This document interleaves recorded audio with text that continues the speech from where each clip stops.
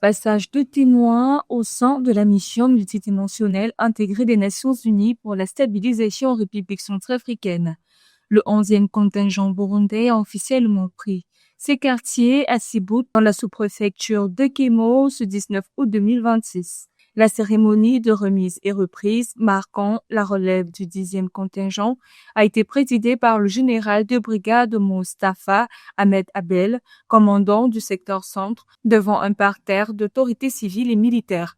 Sous les ordres du colonel Ndaïsenga Désiré, ces nouveaux casques bleus réitèrent l'engagement de la Force de défense nationale du Burundi en faveur de la paix et de la stabilité en République centrafricaine, dans le strict respect des règles d'engagement des Nations Unies.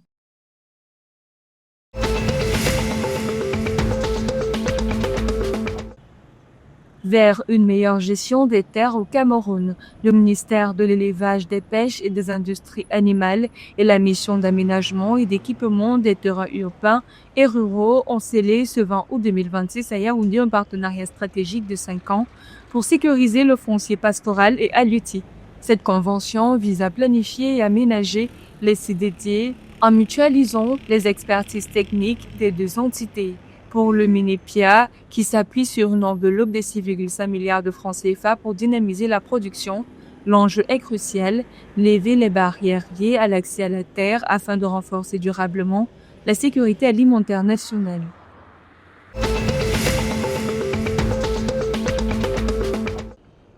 Accélération économique au Tchad. Le Tchad et la Banque africaine de développement ont paraphé le 20 août 2026 un accord de financement de 8 milliards de francs CFA pour lancer le PACAM.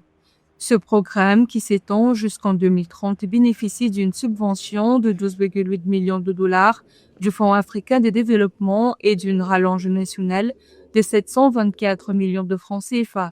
Véritable levier de modernisation, cet appui budgétaire vise à accompagner 300 PME, PMI et 50 startups, tout en formant 1500 jeunes et femmes pour dynamiser le climat des affaires et l'investissement dans le pays.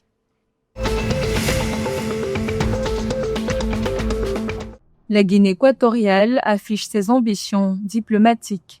Le pays est officiellement candidat à la présidence de la communauté des pays de langue portugaise pour la période 2027-2029.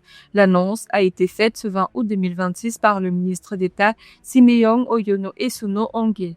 Dans sa démarche, le pays insiste sur la nécessité de consultations basées sur la transparence et le consensus entre les 9 États membres, affirmant sa volonté de diriger l'organisation lusophone dans un esprit de neutralité et de concertation renforcée.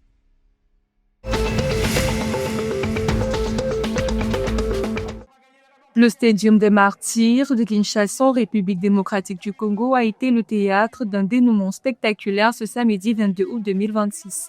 Après une saison jusque-là parfaite, Showsport Basketball a subi sa première défaite de l'exercice en finale de la Ligue provinciale de basketball de Kinshasa, battue par le SCPT ex-Onatra sur le score de 69-55. Invaincu avant cette ultime rencontre, Showsport nourrissait l'espoir de couronner sa remarquable saison par un titre provincial. Mais le SCPT en a décidé autrement, s'imposant avec 14 points d'écart et décrochant ainsi le sacré. Le SCPT, avec ce score, confirme ainsi son statut de tenant du titre et conserve sa couronne au terme d'une finale maîtrisée.